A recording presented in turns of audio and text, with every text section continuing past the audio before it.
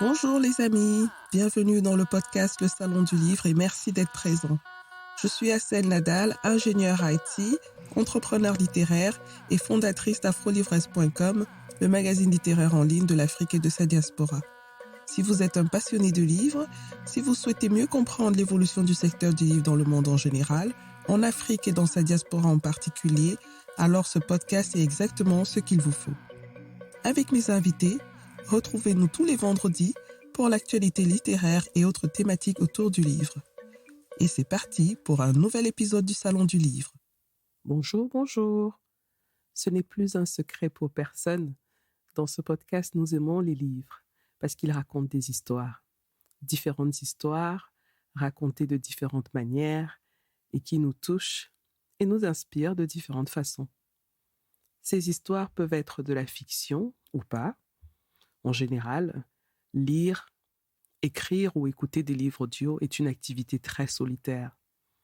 Chaque lecteur se plonge dans l'univers du livre et crée en quelque sorte des images, des lieux, des espaces et des personnages dans sa tête. Mais il existe un genre littéraire très particulier qui propose un espace où tous ces éléments sont visibles et parfois même ils peuvent interagir avec le public. Il s'agit du théâtre. Cet épisode est le premier d'une série de 3 épisodes dans laquelle je recevrai 3 femmes de théâtre. Elles partageront avec nous leur travail en tant que metteuse en scène, comédienne de théâtre et en tant que dramaturge, donc des écrivaines d'ouvrages destinés au théâtre. Dans le premier épisode de cette série sur le théâtre, je reçois Laetitia Ajanouhou, que j'ai rencontrée en octobre dernier à Berlin, dans le cadre d'une représentation de sa pièce Love is in the Hair, hair comme le cheveu en anglais. Elle raconte comment elle s'est retrouvée dans le monde du théâtre, explique aussi ce qu'est le théâtre de son point de vue et décrit ce qu'a été le processus de création de sa pièce Love is in the Air. Dans le texte qui décrit la pièce, on peut lire ceci. Défrisé, lissé, tissé, perruqué. Le cheveu crépus serait-il la métaphore de l'identité malmenée? Ce spectacle théâtral, musical et dansé fait entendre les préoccupations et les désirs d'une génération afropéenne décomplexée.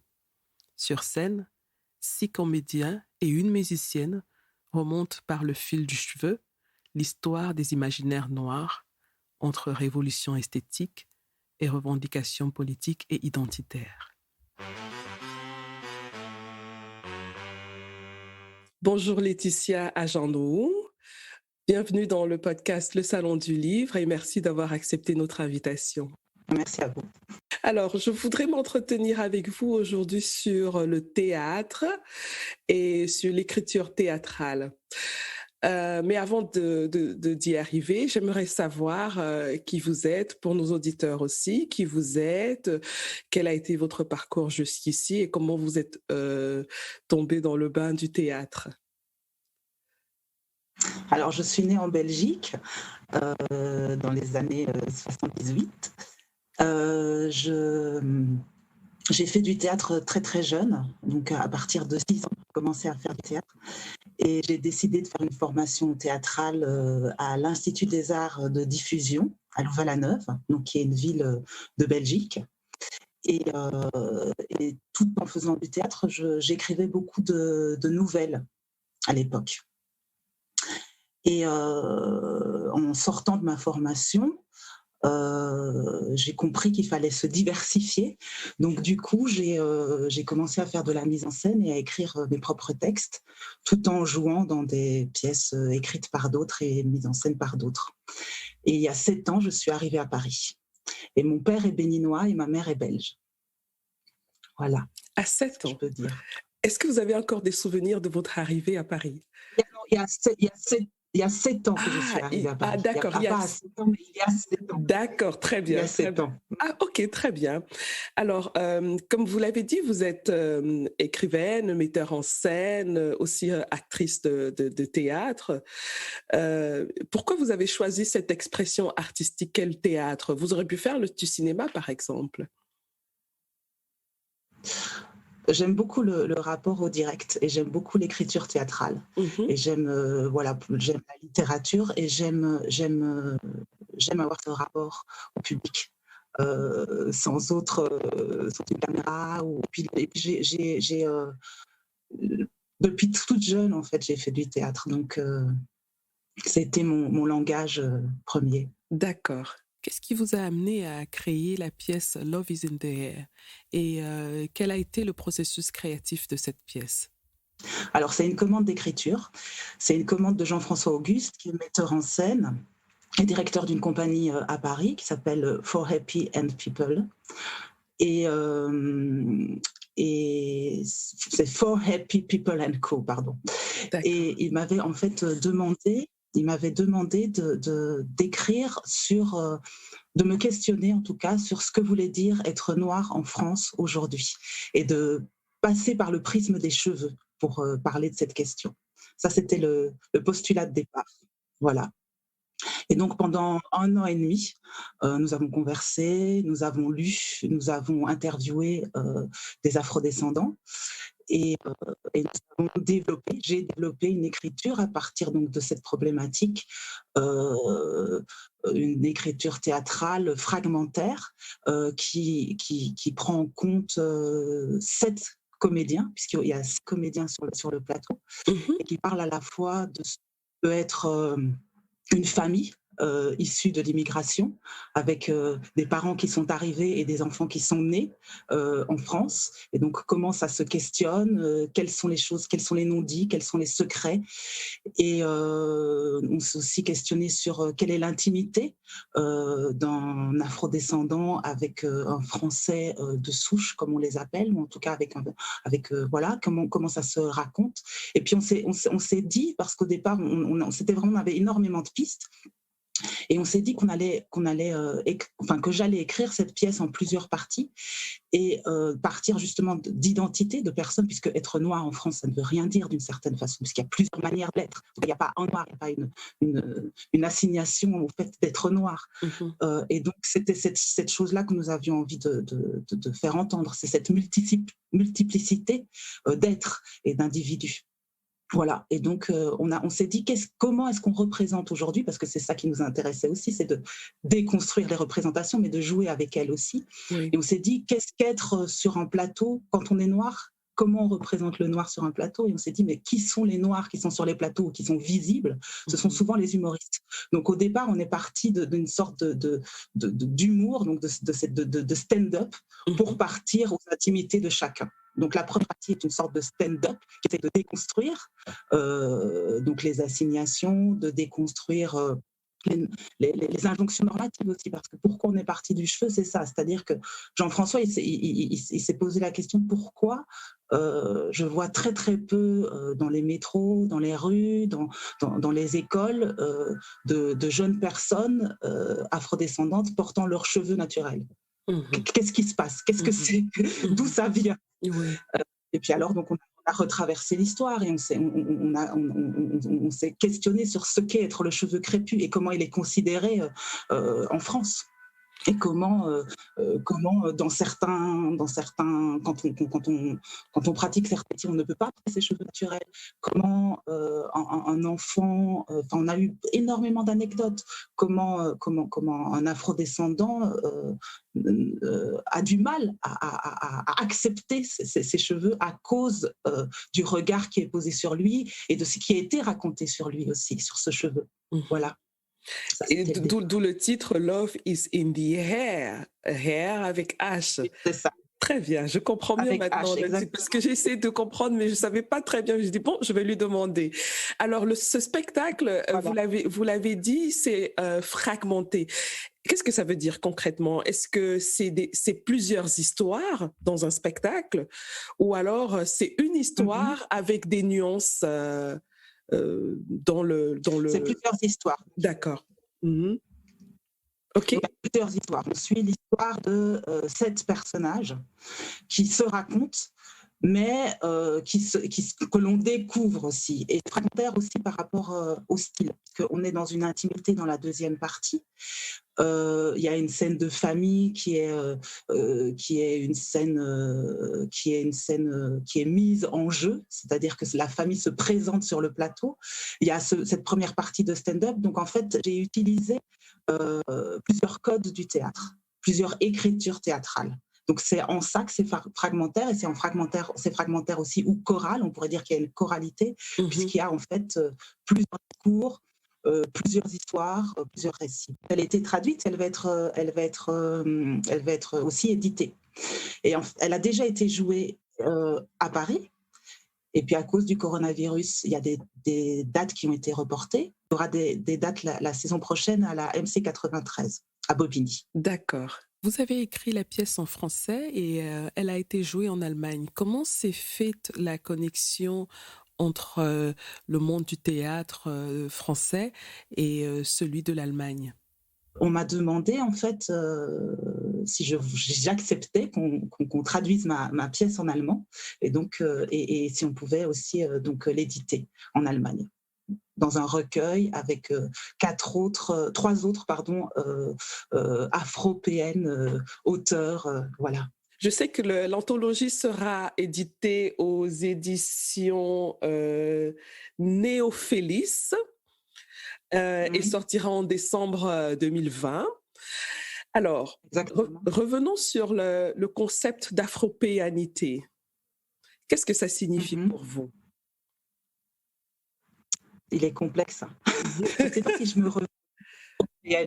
C'est-à-dire que, en fait, moi, je n'aime pas du tout je n'aime pas me nommer. Oui. J'ai du mal avec ça, parce que je me sens multiple. je me sens multiple, en fait. Oui. Évidemment que je suis et africaine et européenne. Je suis née en Europe. Mon père est né au Bénin et ma mère est née en Belgique. Et j'ai eu évidemment, grâce au théâtre aussi, une incursion dans ce continent que j'ai découvert quand j'avais 15 ans, donc le continent africain. D'abord le Bénin, puis le Sénégal, d'abord l'Afrique de l'Ouest, et puis j'étais en Afrique centrale. Et c'est sûr que peu à peu, je peux, non pas me revendiquer, mais en tout cas, je suis en recherche de toutes ces identités. Mon identité en tant que femme, mon identité en tant que métisse, mon identité en tant qu'artiste, mon identité en tant qu'amoureuse. Voilà, il y a plein d'identités qui me racontent. Donc, je suis peut-être afropéenne, entre autres. Voilà, on peut dire ça comme ça. On peut se dire que l'afropéenneté, c'est une identité qui se construit.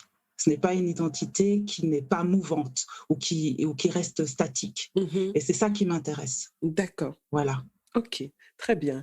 Alors, l'écriture des pièces théâtrales, c'est un genre, je pourrais dire littéraire, assez particulier. Hein.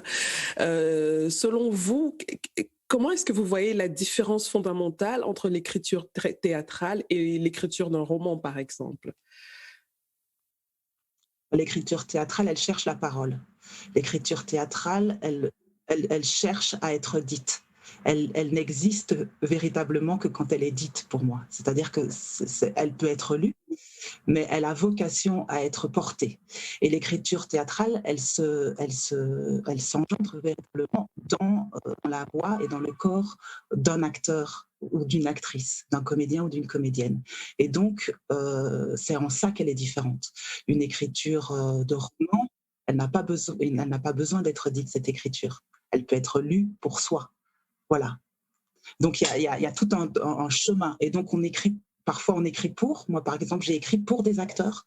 Par exemple, pour Love is in the Air, les acteurs, on les a choisis ensemble avec Jean-François Auguste. Donc, je connaissais leur corps, je les avais interviewés, je connaissais leur voix. Donc, je pouvais projeter aussi quelque chose sur eux. Je pouvais leur donner parole. En tout cas, faire. Et eux, ce qui est génial, c'est qu'après, ils me surprennent. C'est-à-dire que par rapport à ce que j'ai pensé, ce que j'ai voulu leur donner, de toute façon, ils le retransforment. Alors, vous avez dit quelque chose de très intéressant, je connaissais leur corps. Quelle est la place du corps dans le théâtre? pour moi, l'heure est extrêmement important. Et L'eau visible d'hier, j'ai écrit une partition. C'est une partition qui s'allie à la musique et qui s'allie au corps. C'était essentiel pour moi parce que dans cette pièce, c'est une pièce qui est chorégraphiée aussi. Il y a une chorégraphe qui est kenyane et afro-américaine, qui a donc travaillé sur les chorégraphies. Il y a une musicienne qui est togolaise, d'origine togolaise et béninoise et française, qui fait de la batterie sur scène. Donc en fait, il y avait toutes ces choses-là à prendre en compte, puisque Jean-François avait ce désir d'en faire une pièce chorégraphiée et musicale. En fait. Et donc c'est pour ça que je dis que c'est une partition. C'est un texte qui laisse de l'espace pour la musique et pour la danse. D'accord. Alors, ça veut dire que quand vous écrivez des pièces théâtrales, vous avez déjà en tête une image de ceux qui vont jouer cette pièce-là. Donc, est-ce que vous écrivez... Bon, vous avez dit pour ce cas, vous avez écrit pour certains acteurs, mais est-ce que ça, c'est un processus standard dans votre écriture? Ou alors, il vous arrive d'écrire avant de chercher la personne qui va correspondre à l'écriture? Pendant très longtemps, puisqu'avant c'était Péco, c'était moi qui écrivais, et j'écrivais, j'avais le désir de mettre en scène ce que j'écrivais. Et j'écrivais pour des acteurs. J'ai écrit tout d'abord pour des acteurs. J'ai écrit essentiellement pour des acteurs. Après, il y a quelques pièces qui sont des commandes où je ne savais pas à destination de qui ça allait être. Donc là, c'est autre chose. Mais j'ai souvent écrit pour des acteurs et des actrices, des comédiens, des comédiennes. Ah, ok, très bien. Par rapport à la représentation en Allemagne, ça m'intéresse beaucoup parce que moi, je vis à Berlin, je vis en Allemagne. Alors, et surtout l'aspect traduction m'intéresse aussi. Oui. Est-ce que vous pouvez nous expliquer comment s'est déroulé le travail de traduction? Parce que j'imagine que ça a dû être quelque chose d'assez complexe. Donc, il y a une traductrice qui m'a contactée et c'est vrai que sur certaines phrases, il y a certaines phrases qui sont très difficilement traduisibles. Donc, on a dû trouver des compromis, je pense. Après, je ne parle pas allemand, donc oui. je ne sais pas. Et je vais sans doute l'entendre. Je vais peut-être pouvoir percevoir en entendant la mise en espace jeudi.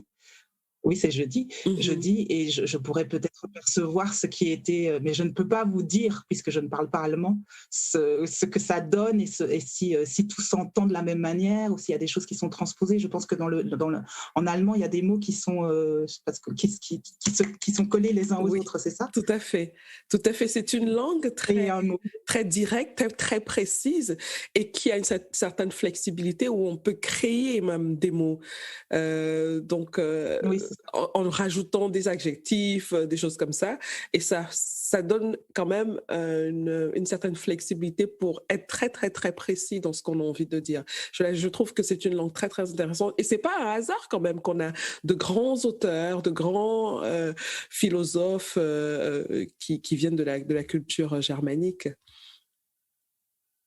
Mais ce qui est intéressant, sans doute, parce que moi, mon écriture, elle est aussi, en tout cas, je recherche, pour moi l'écriture, c'est la musique de la pensée. C'est-à-dire que je cherche une rythmique dans ce que j'écris. Donc, c'est ça qui va être intéressant, c'est d'entendre si cette rythmique est conservée. Et je n'en sais rien. Mais en tout cas, je travaille le rythme de ma phrase. Voilà. Et ce sont j'ai aussi, je peux dire... Oui, je vous écoute. Je peux aussi inventer des néologismes. Je veux dire, il y a des moments où, parce que j'ai un peu bourlingué, et c'est sûr que les Français, puisque la langue française, elle est multiple aussi, selon les territoires inventent de façon différente. Oui. Et ces Français que j'ai rencontrés ici et là, j'essaye de les faire miens, puisqu'on est traversé et par des histoires, quand on écrit, tout fait feu, tout fait bois pour créer du feu. Et donc ces langues m'intéressent et j'essaye de les faire miennes quand elles font écho à ce que j'ai envie de dire. La mise en scène, est-ce que c'est vous qui l'avez faite? Est-ce que c'est vous qui avez choisi les acteurs pour cette représentation bien précise? Les acteurs, les musiciens? Allemagne? Oui. En Allemagne, non. Je ne les connais pas. Je ne connais pas la metteuse en scène. Je sais que c'est une femme. Oui. Je vais tout découvrir. Donc, c'est une grande première pour vous, en fait.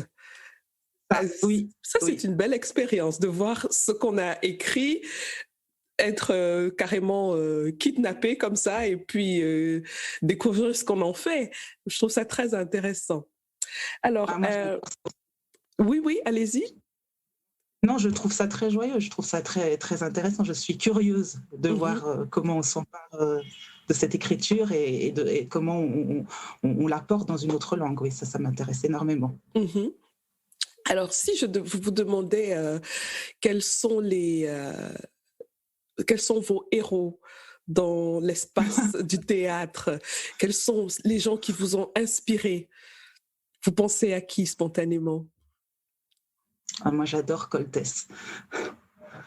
Alors, pour ceux qui ne savent pas, qui est Coltès? C'est un auteur français qui est mort en 89. Voilà. Et qui faisait... Un auteur de théâtre, un auteur dramatique. Voilà. Oui. Et j'adore sa langue, j'adore son positionnement au monde, j'adore la manière dont il s'est déplacé. Oui, j'adore son regard et je trouve qu'il est aujourd'hui encore très précieux. Très bien.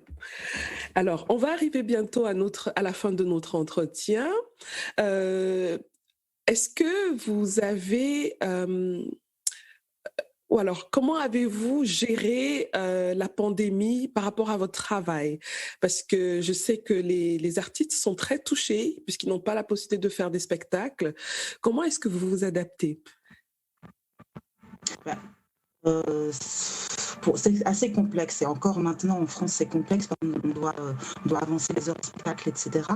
J'ai la chance cette année d'être autrice associée à un théâtre, dans un théâtre. Donc pour le moment, je donne des ateliers avec différents publics. Pour le moment, ça se poursuit. Les représentations, je ne sais pas si elles vont avoir lieu au mois de novembre de Love is in the Air au T2G. Je dois partir normalement à Lubumbashi travailler aussi. J'attends mon billet d'avion et normalement ça va aller. On verra si mon test Covid n'est pas positif. Voilà, c'est toutes ces questions qui restent tout le temps en suspens et c'est sûr qu'on est plus à vivre au jour le jour et c'est assez dramatique de voir comment... voilà. Je voulais vous dire aussi que, parce que vous m'avez demandé que des auteurs de théâtre, mais j'ai évidemment énormément, je suis inspirée par des auteurs qui ne font pas du théâtre. D'accord. Beaucoup. Voilà. Alors je des poètes aussi, et voilà. Dites-moi donc. J'aime beaucoup les Haïtiens. J'aime beaucoup les Haïtiens. J'aime beaucoup Dany Laferrière, j'aime Taï Selassie, j'aime Fonte, j'aime qui je pourrais vous dire d'autres, Bukowski, j'aime voilà, Toni Morrison, James Baldwin, enfin voilà, je pourrais vous en citer, Anne Pouli, enfin je veux dire, il y a beaucoup de gens qui m'inspirent. Et je vois qu'il y a quand même théâtre. Tout à fait. Il y a quand même un lien par rapport à toutes ces personnes que vous avez citées, c'est leur engagement. Est-ce que pour vous, c'est très important d'avoir, en tant qu'artiste, un engagement? Quand on prend parole, on doit avoir quelque chose à dire. Ça, c'est mon père qui me disait ça quand j'étais enfant. Il disait, si tu prends la parole, tu dois avoir quelque chose à dire. Si tu écris, tu dois avoir quelque chose à dire. Tu dois avoir un positionnement, ou en tout cas un regard particulier. Il y a quelque chose qui est de l'ordre de l'apport. Si tu n'as rien à apporter, tais-toi. Voilà. Après, même si ce n'est que ton regard. Et évidemment, moi, par exemple, je ne parle jamais au nom de... Je parle à mon nom.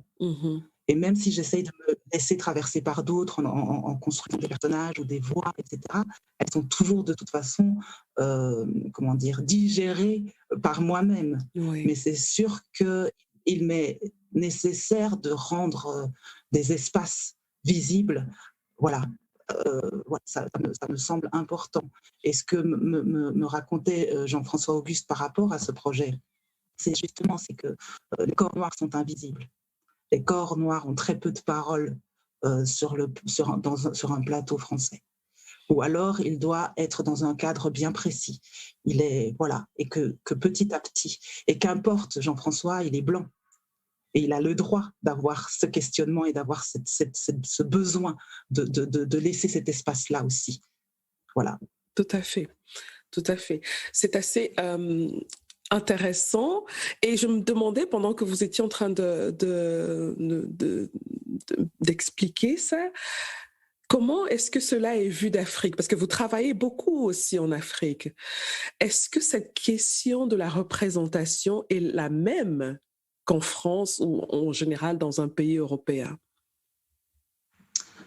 Le rapport, les espaces de théâtre, je ne travaille pas partout en Afrique, les endroits où j'ai travaillé, ils sont tous différents d'ailleurs. Ils donnent pas tous la même place au théâtre, ou ils n'ont pas accès de la même manière au théâtre ou au plateau. Évidemment, la question du corps noir ne se pose pas de cette manière-là. Oui. C'est-à-dire que par contre, il y a une recherche de plus en plus d'écritures qui sont issues du continent et de les porter sur le plateau. C'est une démarche qui se fait dans plusieurs endroits du continent. En tout cas, en Afrique francophone, il y a plusieurs endroits qui donnent des espaces à des auteurs dramatiques pour créer et pour raconter des histoires qui ne sont pas spécialement issues du continent, mais en tout cas qui aient des voix qui soient de là. Et qui sont de plus en plus portées par les comédiens et par les metteurs en scène. Et ça m'intéresse. C'est-à-dire que cette démarche et que cette volonté, parce que c'est vraiment la volonté de quelques-uns, c'est-à-dire que c'est des artistes qui à un moment donné se disent « mais moi j'ai aussi envie de monter ou de faire entendre une littérature dramatique africaine ». Et il y a des démarches qui font que des résidences, il y a des festivals comme les Récréatrales, comme le Tarmac des auteurs, comme Mansina-sur-Seine, donc en Congo-Brazzaville, à Kinshasa et à Ouagadougou, qui mettent en place cette possibilité de faire entendre diverses écritures et aussi des écritures de ces territoires. Ce n'était pas des volontés politiques, c'était des volontés personnelles de quelques-uns qui se rassemblent et qui mettent en place cet endroit. Des initiatives personnelles. Alors, s'il y a un jeune qui nous écoute et qui veut se lancer dans l'écriture théâtrale, quel est le conseil que vous pouvez lui donner? Il n'y a pas un conseil, mais en tout cas, c'est d'être curieux. Okay. C'est de lire énormément, c'est de regarder énormément. Voilà. Être curieux et lire, c'est déjà beaucoup, hein? Oui. C'est déjà beaucoup. Et si on veut vous suivre sur les réseaux sociaux, sur Internet, quelles sont vos adresses? C'est sur Facebook, Laetitia Janoun, vous pouvez me trouver. D'accord. Je suis que sur Facebook. Très bien. Merci Laetitia, c'était vraiment un réel plaisir d'échanger avec vous. Est-ce que vous avez un dernier mot? J'espère que le théâtre ne va pas subir encore trop longtemps les désagréments de ce virus. Voilà. Mais merci encore d'avoir accepté notre invitation. J'espère que vous avez passé un bon moment et que vous pouvez revenir quand vous le souhaitez. Si vous avez une actualité que vous souhaitez partager avec nous, vous êtes la bienvenue. Ok, merci beaucoup. Très bien. Merci. Au revoir. Au revoir. À bientôt. Au revoir. À bientôt. Voilà les amis, c'est terminé pour aujourd'hui. Merci d'avoir écouté jusqu'au bout. Si vous avez aimé cet épisode, je vous serais vraiment reconnaissante de vous abonner au podcast pour être notifié de la publication des prochains épisodes. Vous pouvez aussi partager l'épisode, y laisser un commentaire ou le noter avec 5 étoiles. Vous pouvez poser vos questions par WhatsApp en envoyant un message au numéro +237 6 80 81 54 24. À bientôt les amis.